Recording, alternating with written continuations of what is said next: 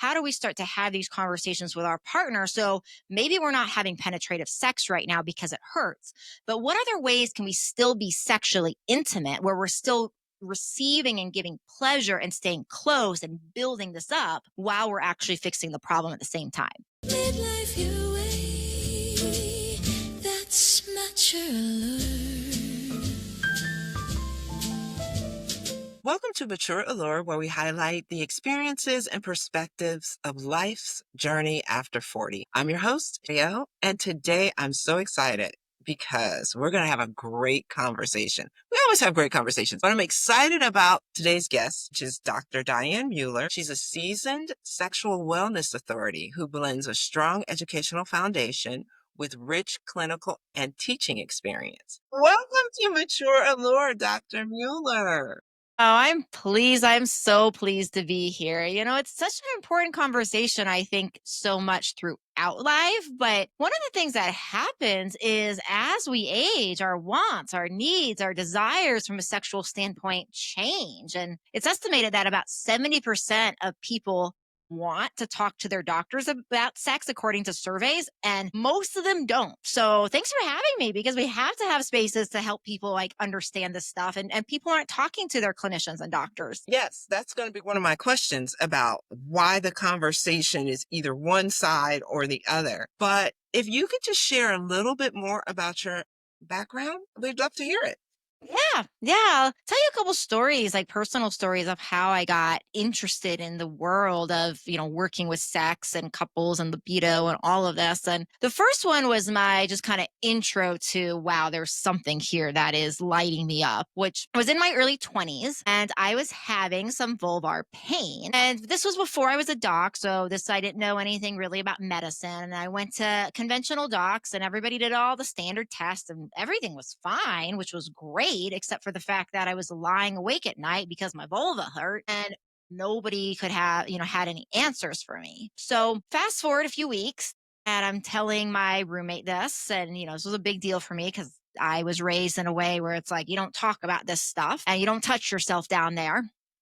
And so that's important to the story, because when I did brave to, talk to my roommate about this, her solution for me was she handed me a book, and it was Sex for One by Betty Dodson. And like the title says, Sex for One, it's all about self-pleasure. So back like in those days, I thought, I'd probably like burn in hell or spontaneously combust for doing something like that. So it was a very big deal. I'm sure I went ghost white. I don't even know what I said. I probably did. I just was mostly speechless, but I did take the book. And later that evening, when I was laying in bed in pain, I started reading it. And lo and behold, it was not just a self-pleasure book. In that book, one of the things Betty talks about is some of her experience with people that were going through these pleasure practices and had pain go away. So I was like, oh, crap, now I'm in it, right? Now it's like talking directly to me. So I was like, I got to try this. So masturbated for the first time, and pain went away. It's like, this is interesting. Got my attention. Next day, pain's back. Same thing. Self-pleasure, pain goes away. This continues for a few days. And then the pain just was completely gone. So this was a really cool, moment for me. And while I still, have a spiritual practice and all of that, and, this is not to shame any sort of religions or spiritual practices. I think there's so many wonderful teachings out there, but it did really help me to start questioning and saying, okay, well, what if, some of the beliefs that were taught, what if like some of the shame I had around my sexuality, what if this isn't correct? What if this part of me that I've been given is actually beautiful and there's nothing wrong with it, and, it could heal me? So that was like the, origins of my curiosity around sex and intimacy and around pleasure, not just being about desire, but something we require. So then, went and got training, have a couple doctorates, board certified sexologist, all the things. And then years later is like when I actually opened up more of a sexual education center at My Libido Doc. And one of the things that really encouraged me to make that jump was when I was married and my ex-husband, my husband at the time, and I started having, just some problems. And one of the things that we decided to do was we decided to be in an open marriage. And that was a really interesting experience, right? It's like I would say it was successful from the standpoint of like we navigated it really well. There was like, when things would come up, we would talk. There wasn't a lot of fighting about it. But one of the things that it really led me to believe was like, I am definitely wired for monogamy. And he determined that he was definitely not. So that was one of many reasons that, created us getting divorced. But when I got divorced, it really, one of the things I started thinking about was like, okay, well, there's all these things that people seek an open relationship for, your passion, your novelty, your excitement. And there's all these things that people seek monogamy for, your foundation, your stability. So one of my curiosities became the foundational cornerstone of my work today, which was how can we take the passion and all of those things and understand the chemistry behind, the science behind what drives the brain to passion, to desire, and how can we actually apply that in our long-term relationship? So that's what I'm currently doing with my partner, and that's what I love to teach about, and that's kind of how I got here. That's great. That's why we have you here, so we can talk about that. Because when you're in long-term relationships, like you said, that might not necessarily be the answer for, one of the participants or even both of the participants in the marriage or the relationship. I do want to go back to were you having that pain? Did you just say like a sexual release or something? I actually think now, now that I have the medical knowledge, I actually think that it might have been interstitial cystitis, which is Mm, a bladder condition. And it's actually like leaky gut, but of the bladder is the way to easily, describe it without getting too technical. But it uh-huh. is where the bladder wall is essentially inflamed and that pain can radiate. And the vulva is one area where it can radiate to. And there's a neurological signaling issue. And we know that when we self pleasure, it can actually help to repair a neurological system. So, my theory with the current medical knowledge that I have now is that that was what it was, that it was an interstitial cystitis scenario, which would have not have come up on normal tests. Mm, And that the self pleasure is what healed it. Yeah, okay, that's okay. my theory. I was just curious.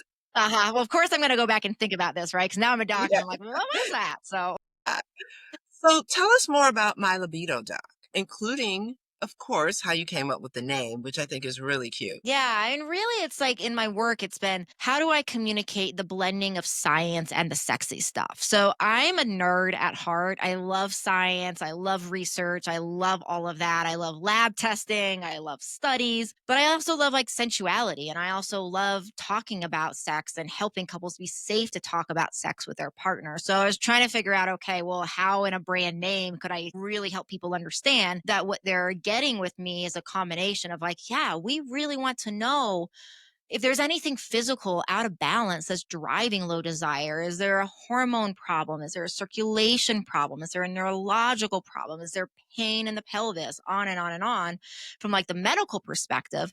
But we also want to lean into like the sexy stuff because usually, like so many areas of imbalance in the body, usually there's more than one root cause. So it's really common that somebody will have a problem in the area of sex that I call the personal, or I'm sorry, the physical pillar. There's three pillars I've identified. So sometimes I find that the libido mismatch or the desire mismatch or the low libido, whatever the imbalance is a physical problem. Sometimes it's a personal problem. So that could be like, oh, wow, like I have a lot of shame around my body image or my genital image around sex in general, or I don't know my body at all. I don't know what turns me on. I don't know what turns me off. Like that's the personal, pillar. And then there's that interpersonal pillar, which is how are my partner and I relating? Can we talk about sex? Can we experiment safely in a way that nobody feels shamed or judged? And so all of these three pillars are things that I address. So, my libido doc was my attempt at saying, how can I say all of that in a 3-word nutshell as easy as possible?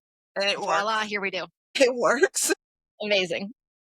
So September is Sexual Health Awareness Month. Can you just define sexual health and wellness for us? Yeah, it's such a tricky thing, right? Because even from a standpoint of say low desire, like how the medical community describes low desire, is you have to tell your doctor that you have low desire for 6 months. And if you say, hey, doc, I have low sexual desire and it's been going on for 6 months, then he will diagnose you, or she will, or they will diagnose you with hypoactive sexual desire disorder, which is like the medical term for low desire. But if you're following me here, if our audience is following me here, the problem with this is the only way I get that diagnosis of a low desire disorder if I say I've had a low desire disorder for 6 months. But like, nowhere are we saying what normal is. So it's like, well, low compared to what? And so the way I answer this question around like, how do we define this? How do we define any sort of sexual dysfunction or imbalance really is more around helping people understand everything that can happen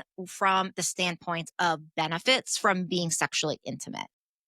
The hormone oxytocin, for example, is the hormone that, some people know as the cuddle hormone, the hug hormone, the love hormone. But the biggest way we get a boost of oxytocin and a boost at 200 to 500% increase in our blood is at orgasm. We get that percentage increase. And this particular hormone can build bone. So it's like when we're talking about, our perimenopause or menopause age, right? It's like that's like one of the common things for women. But this hormone gets left out of discussion when we're talking about things like estrogen so often. But oxytocin works with estrogen to help build bone. It helps to lower anxiety. It helps improve insomnia. It helps to improve depression. It helps to balance cortisol, which is another thing we talk about so much at midlife, right? Is cortisol and weight and all these things. So there's so many health benefits that come from this. Plus, we see that when couples engage together with more oxytocin, typically there's less feelings of loneliness. They get along better. Like the couples that report happiest in their long term relationships, when surveys are done and ask, how often are you sexually intimate? The couples that rank the highest with her on a happiness score are sexually intimate about once a week on average. So technically, the survey was 50 times a year. So just barely under that once a week. You have a bad week here and there kind of thing. So, my definition of, okay, how do we define where are we from like sexual dysfunction? What does that mean? Is like, if do you feel in your personal life, in your relationship life, like you could benefit from more closeness? Do you feel like you could benefit from, improvements in stress reduction? Do you feel like you would like to feel more love with your partner? Do you feel like, hey, you can approach your partner and talk about sex? Do you feel like you can get aroused, right? Do you feel like you can participate? And if your answer to, any of these questions are no, there probably is a level of imbalance. What is going to be that perfect balance for you around, amazing function and the regularity and the happiness? It's going to be unique individual to individual and couple to couple. But those are some of the questions that I would really pose is like, could you benefit from all these things? And if so, you could probably benefit from working on your sex and intimate life. Mm-hmm. Mm-hmm. Well, I mentioned in the intro that you have a dual doctorate in neuropathic medicine and acupuncture. Naturopathic. Naturopathic? Yep. Thank you. No Thank you. problem. Naturopathic medicine and acupuncture and oriental medicine. Can you explain how the overall theory behind each, and the reason why I'm asking is because I want to ask you later how that works with the libido. Yeah, yeah, of course. So, naturopathic medicine by training, like how the training works is like compared to a MD, is a MD, our clinical training initially like 2 years MD versus a naturopathic doctor, our first 2 years of clinical training are almost identical classroom, training to classroom training. So very, very similar curriculum. But then when MDs start going through their more like clinical trainings, when they start going through rotations and that sort of thing, most of their work is focused on pharmaceutical medicine. We do get training as naturopathic doctors in pharmaceutical medicine, but a lot of our training is more on lifestyle, on herbs, on natural therapies. So there's a lot to be said where it's like the naturopathic like way of like, looking at something low libido is always about what is the root cause, right? So there is reason, right? As we age, like I'm a huge proponent of bioidentical hormone replacement therapy. And so that is something that I think is, extremely important And as a naturopath, we're also going to say, okay, well, yes, of course, we have those hormonal changes with age, but we can have extreme levels of hormonal changes or a rougher transition. Maybe if we're eating a more inflammatory diet, or there's certain things that we can do. For example, like the herb shilajit is amazing for improving available testosterone to the cells. So some people don't even need testosterone replacement therapy, because when we use these herbs, it's like helping the body utilize the testosterone it is creating better. So we're looking at, hey, can we use herbs? Can we use these natural things to help bring the body more in balance? Not to say that pharmaceutical medicine is bad or wrong. There's a place for it, right? So this is not saying that. Yeah. It's just saying, hey, let's look at more of the root and see what we can fix here before, going to that extreme. Hmm. Well, how do the two practices, the natural health and sexual health, well, you just mentioned how they work together, but can you give us other examples of where, I don't want to say sleep, but you know what I mean? Like Yeah. some other examples of things that you could do that could jumpstart your move into a healthier libido. Sure. Well, let's like answer that by taking a particular symptom, right? So it's common, right, that like a woman at midlife, it's very common that there is some sort of pelvic issue. Maybe there starts to be pain with sex combined with vaginal dryness. Sometimes there's a real tightening of the pelvic muscles. And so, with that tightening of the pelvic muscles, that can sometimes be the pain is like there's not that elasticity, there's not that movement. So, when there's any type of insertion, the muscles and the ligaments are not responding to make space enough for the penis. And therefore, there can be pain. So, from a standpoint of like holistic, medicine, right? From a standpoint of like what I teach people is like, what is actually going to be the root cause? And in the way I work, what are the root causes? So there can for sure be a level of low estrogen, right? Because estrogen is one of the things that keeps the, vagina lubricated. So we can have a hormonal issue. There can absolutely be a circulation issue, because what oftentimes with age, we get less circulation for the genitals. And with that less circulation, then that tissue is not soft.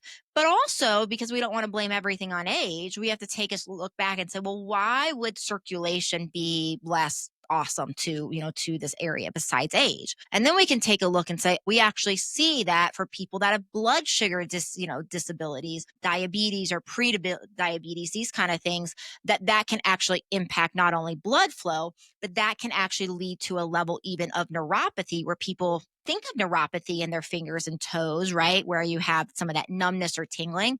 But neuropathy from blood sugar can happen to the genitals too, right? Where you're not getting that blood flow because of the nervous system involvement with the genitals. So that's kind of what I'm talking about here. So we, like the idea is to say, why is this happening? So then we're saying, okay, well, let's make sure hormones are in balance. Let's look at blood flow. Let's look at blood sugar. Let's look at devices like certain vibrators that have actually been shown, and FDA approved medical devices, even some of these vibrators. Like there's one that has a study on it where 3 times a week use for 12 has a 5 times reduction in pelvic pain for using it.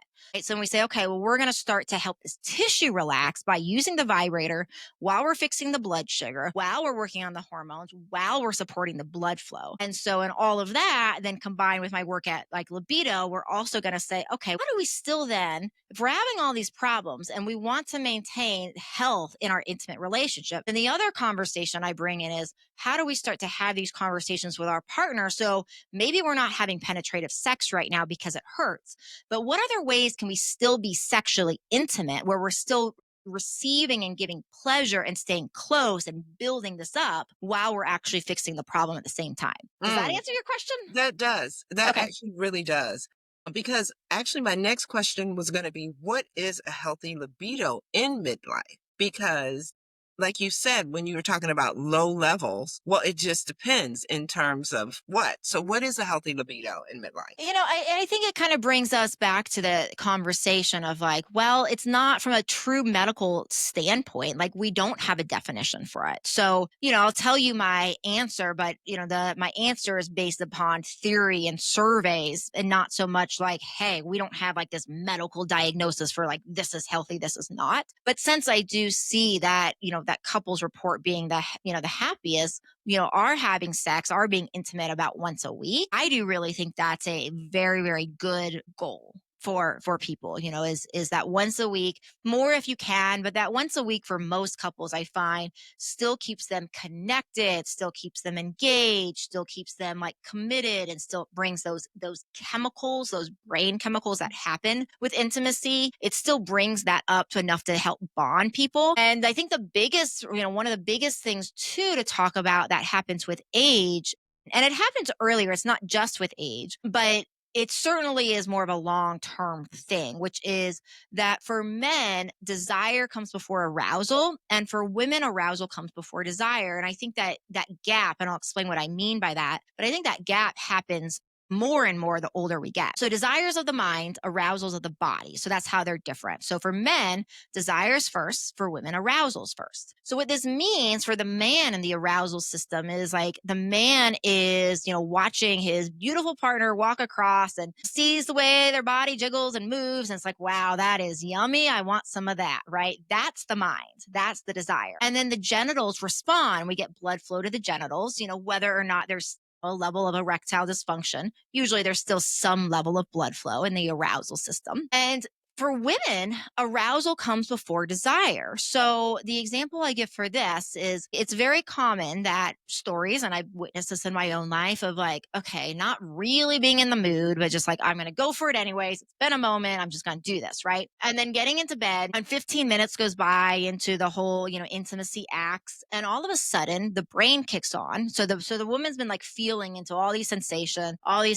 She's just feeling it, maybe not into it yet. And then all of a sudden her body's just like, oh, body starts feeling good. So body starts feeling good. That's arousal. And then the brain kicks on and is like, right, I do want this. And then after they're done, she looks at her partner and says something like, that was really great. Why don't we do that more often? Right. Yeah. And that's because that's arousal before desire. So oftentimes what happens is we are at midlife, we've had these sexual scripts that we've done over and over and over again. You kiss me this way, we do this, we do that, we have the big finale, we're done. And we repeat, and we repeat, and we repeat, and we repeat. So we get into this place at midlife where that's kind of boring. All those chemicals that are driving that excitement are not fed by doing the same thing over and over and over again. So the chemicals of motivation are not flowing through our body. And then we are just waiting to feel turned on. We're waiting for the desire before we make the decision, which is probably almost never. It's not never, but it's rarely going to happen, because what happens oftentimes is that need for that arousal. So when we bring this in then at midlife, like what it is, it's like, training our partners, training ourselves that a good way of actually engaging sexually is actually to not start with sex, is actually to say like, you know what? We're going to go to bed. We're going to just give each other like sensual massages. And we're going to be open to sex happening without it being a requirement. And that can often help, because then you get into bed and you start to feel these chemicals of arousal, of touch. And when we take the pressure off of needing it to be, lead to intercourse or to more sexy time, and that can oftentimes lead to that safety for the arousal system to be like, oh yeah, like I don't feel the pressure. This isn't another job to do. And when we feel that arousal, that's when we can lead into that desire. So then, just having the conversation about sex, Mhm. why do you think they're either raunchy or prudy? You know what I mean? Like, where's the medium? Why can't we just have an open conversation, it not feel weird and awkward? Why is it seen as taboo? We haven't normalized it. I think that the problem is it's like the way that it's like portrayed, the way that it's like with women, it's like there's still this like Madonna whore complex going on, where like you either are like, okay, you either are like the virgin, the prude, like that sort of thing, or if you like sex, then you are the whore, the slut. Right. And I think we just have so much programming from culture and society to really redo this. If you look at like Freud, and obviously Freud was some time ago now, but Freud basically his teaching was that, hey, at puberty for women, that you are supposed to switch, that women are supposed to switch from being able to have orgasms and pleasure from clitoral stimulation to having orgasms and pleasure from vaginal stimulation. And if that you still needed clitoral stimulation after puberty, you were frigid, was his teaching.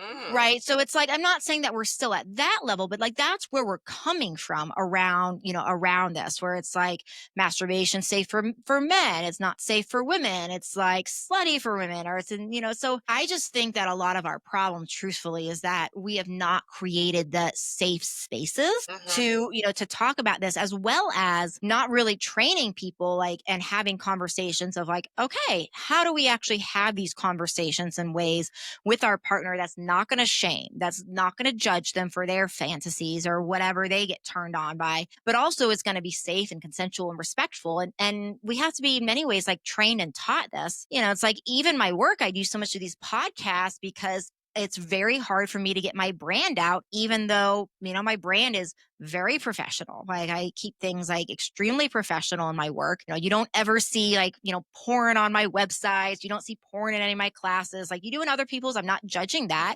but like my brand is extremely professional, and I have a hard time, advertising because of the taboo of it. So I think we just need to get to a point where we realize this is a normal human function. This is part of health. This is part of relationships, and just create safe places where people can do this in a way that's respectful and thoughtful and kind and with consent and all of that. But you know what? I think it's really interesting that you say that about even with getting your brand out. I was really happy when you contacted me because I've been looking for a sexual health expert to talk to about just have a conversation. And I've reached out to a few people who seemed promising, but I almost feel like, even from their perspective, it was kind of like a cautious thing. Yeah. Okay, we want to make sure I don't want to get on there and I don't want her to think we're talking about porn, but I don't want, where with you, you were just like, hey, let's have this conversation. I'm like, that's exactly what I'm looking for. Let's have a conversation about sexual health. September's the perfect month to do it in. So, if you could tell us more through your practice. Well, first, I did see this on your website. You teach couples that passion can increase with the length of their relationship, which I think is really important if you can explain it, because, like you said, a lot of these long term relationships, you get a little bored. So, how does the passion increase? Just overview. Yeah. So, a quick story to explain that, and then an analogy. So, I was listening to this lecture by Richard Bandler, who is a co founder of a brain retraining program called NLP, Neuro Linguistic Programming. And he was talking about when he got married, he was, and I'm paraphrasing here, he was talking about how people were coming up to him and saying something like, hey, you better enjoy sex now because when you get married, it's going to go down the hill. Mhm. His response to him having like this work, doing all this work on brain retraining, his response was, even I'm going to practice something over and over and get worse at it. Like when you think about it like that, it doesn't make sense, right? But here's where we go wrong with sex, and here's why that happens. So imagine learning a guitar, right? And let's say we pick up a guitar and we learn the G chord, and we're like practicing this, and we finally got the G chord where the sound, it's perfect. We're like, yeah, we're just like jamming, creating new rhythms with the G chord. Really, really cool. And that's super exciting. And then we add a D chord, and it's like, oh, yeah, I got the D, and I'm doing D to G and D to G. And then we add a C. Now we got D to G to C and and so that's really exciting. It feels so fun. We're practicing every day. But what if we practice every day and 20 years go by and all we know is the D, the G, and the C? What was exciting then is not going to be so exciting now. So, one of the problems we get into is we find these things that are really exciting, that are super hot early on in the relationship, these three chords, and we get into this sexual script where it's like we just do different versions of these same three things over and over and over again. And then all of a sudden it was like, that was really cool. But now, so when we're practicing sex, we're getting quote unquote worse at it or staying neutral at it because we're just practicing the C, the D, the G over and over again versus being like, how can I bring something in? How can I try new things? How can I bring in different things that are exciting? How can I create this in different ways? And just like learning an instrument where you learn all these different chords and finger picking and all these different rhythms and ways of doing it. And that's when it's like, oh, we actually get better at this because we're practicing in a way where we're not practicing our three skills over and over. We're like bringing new skills to the table. Okay. Okay. Well, yeah, I like that. Maybe we'll talk later at another time what some new skills could be. But I do want to know, like, what are some of the most common problems, complaints, issues you've seen in your practice, especially with women in midlife? One of the big things for sure is just desire going away. Like my book that is on pre order right now, will be pre order when this episode drops. It's called Want to Want It. And I named it that. It's focused on couples. It's not just for women, but I named that because for the female, oftentimes that's what it is. It's like I don't even want it, but I would want to want it, right? So it's like I have the desire to have desire. So there is like low libido is really common, desire mismatch where it's like one partner is like really wanting it and the other partner doesn't. And it's like almost this like push pull and what feels like this compromise and nobody is happy with the results or nobody's happy with the situation. That's a big thing. It's often true too that women report their partner, their husband in a scenario, having a level of erectile dysfunction, but feeling like, hey, they've tried to talk to him. And then he feels so much shame. And so then everything gets shoved under the rug and they never talk about it again. So sometimes there's this like disconnect where people are feeling really disconnected from their partner because they actually want to talk about it and they've tried once and been unsuccessful. Boredom is certainly something that comes up, often. And, for women in midlife, it's pelvic pain, vaginal dryness,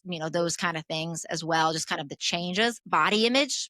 Bodies start changing. And then women will say things like, I need to lose 15 pounds before I can have sex again. And so there's this like thing that can happen, whereas the body changes, the skin changes, collagen changes, and feeling like less sexy in one's own body. So if that comes up, those are some of the most common things. So then, could you share a few tips or practices women can participate in to encourage a healthier libido? Yeah, I mean, for sure, I'm a huge fan of, especially at midlife, every woman needs to own a vibrator. And there's a few different reasons for that. One is, like I said, it can help with encouraging that vaginal tone. It can alleviate pelvic pain. So it can actually help with some of those things. But it's interesting that the way the body works in most scenarios is what we call negative feedback. So we're talking about the thyroid. So if my brain signals my thyroid to make more thyroid hormone, and then my thyroid responds and my thyroid goes up,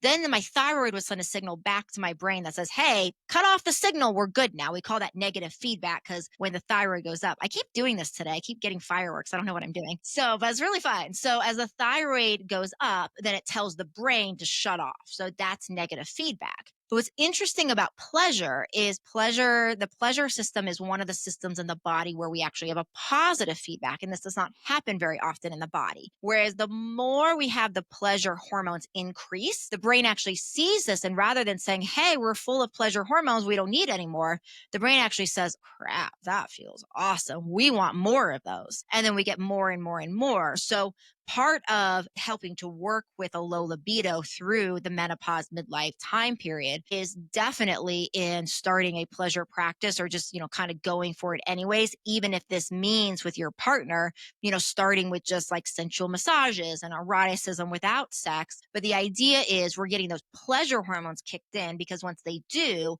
because it's positive feedback, the brain starts saying like, yeah, I do actually want more of that. So that can be a really helpful tip. And then definitely look at your hormones. You got to look at your hormones and see what your hormones are doing. Whole thing that I sometimes hear docs tell people, which is driving me crazy, is like, okay, well, you just have to suck it up and get through midlife like all women. Like the number of times I've had people say that, heard like women that tell me that docs say that, if a doc tells you that, like, I really hope you find a new doc because nobody should be gaslighting you like that. Like, there's things to do. You don't have to suffer like this. And balancing the hormones can really, it's not the only thing to fix libido. But as I'm throwing out these other like things that are important, we certainly have to throw hormones in there as well. So, what are some habits we should avoid? Yeah, great questions. What are the things we should avoid that will lower our libido, our sexual libido? So this is certainly interesting from a lifestyle perspective. Like drinking wine, for example, drinking alcohol can sometimes temporarily improve like, I'm relaxed. Like now I feel like being more engaged. So it certainly can temporarily sometimes improve like in the moment libido, but over time, regular alcohol use tends to be destructive to the libido and can really turn down testosterone. So avoid that. Certainly avoid saying negative things to yourself in the mirror. That obviously like has to be worked with. Avoid having sex in ways that don't feel good to you. Like another thing that I think we do as humans, and I see women do this in particular, is just like not speak up. So it's like then you're having the sex that's like sex kind of like a man does, and like our bodies are so different. So midlife, one of the benefits I see at midlife is for so many of us, it's finally at this age where like, oh, there's more confidence and there's more like, I'm not going to do this BS thing I don't want. And like, I'm going to say what I think, right? So we can take advantage of that fuel and be like, yeah, this is what my pleasure body wants.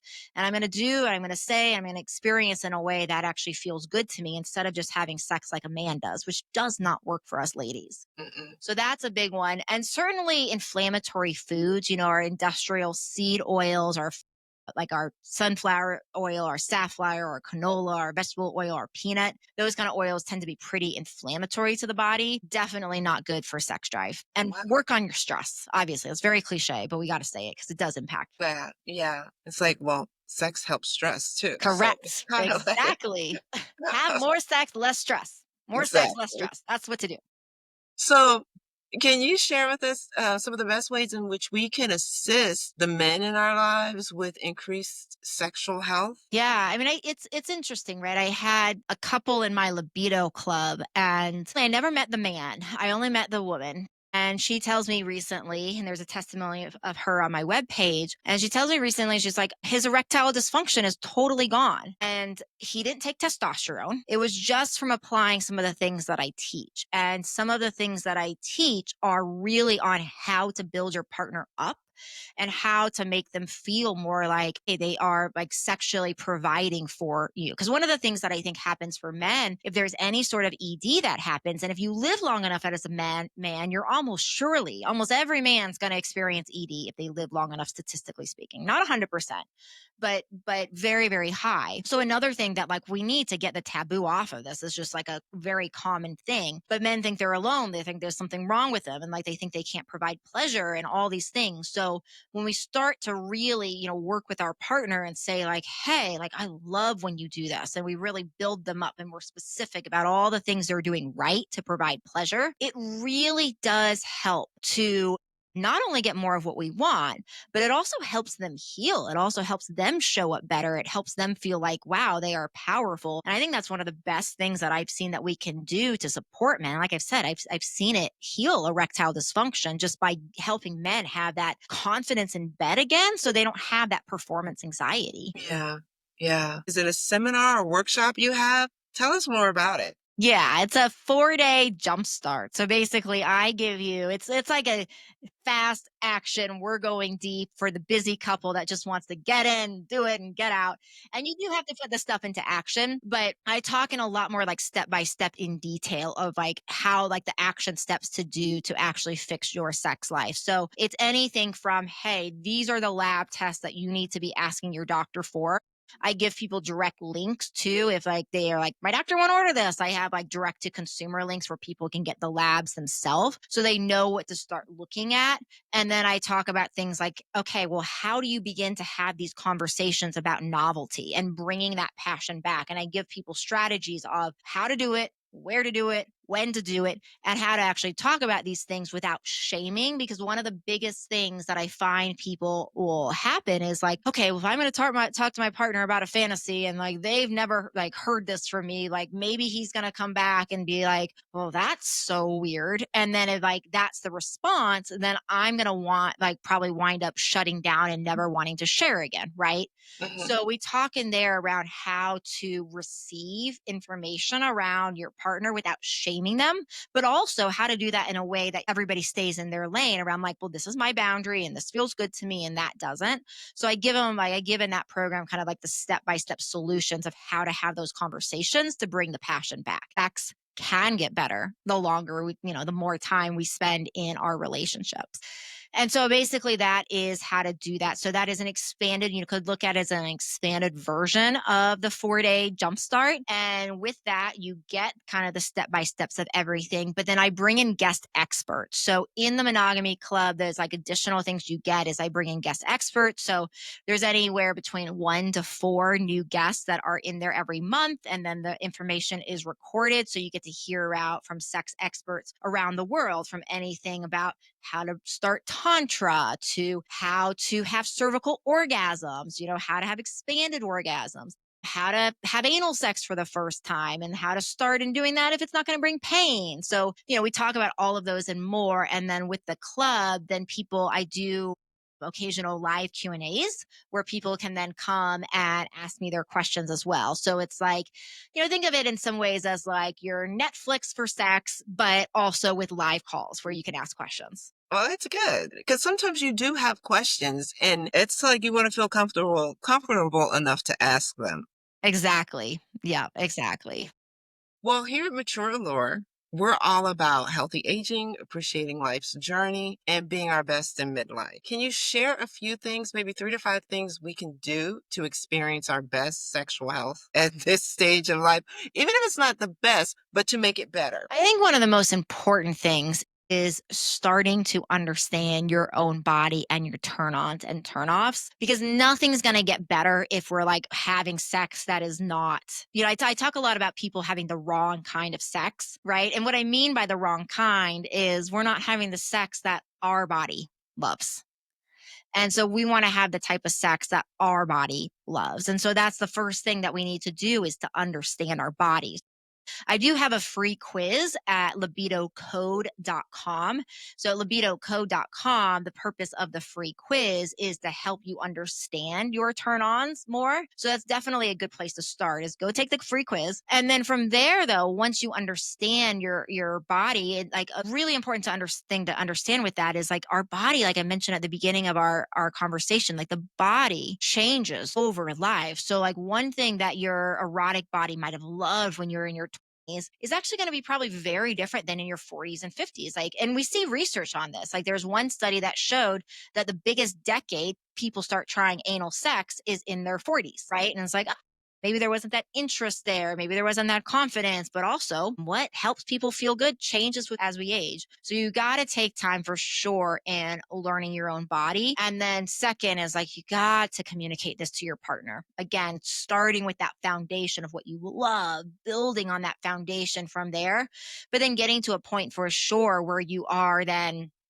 talking about, oh yeah, this thing that maybe I used to love this, like that used to turn me on so much, and then telling your partner like, hey, that thing that you did that I loved for so many years, like it's so weird, like my body just doesn't like it, and so there's ways we can, do that, eloquently, but we have to start having those kind of conversations too. And, and just being open to trying things to say, it's like there's sayings, right? That like, try things 3 times before you decide you don't like them. And of course, always stay in tune to your own intuition and your body's needs and all of that. But sometimes it's like when you try maybe a new position or a new toy or something like that, the first time might be like awkward. And then the second time might be like, oh, you're figuring it out. And by the third time, it's like, actually, I do like it. Which brings me to point 3, which is be okay having awkward sex. It's like, I read online these articles around like, how do I not have awkward sex? Well, I'd say that's not the right question. The right question is how do I make, accept that sometimes sex is awkward and I laugh about it. Sometimes moving positions, like I've had moments where like my partner and I will be like moving positions and like bang heads so hard that it like disrupts the whole thing. And it's like it's totally awkward, but we laugh, we giggle, we take a moment to like rub our heads and then we start again.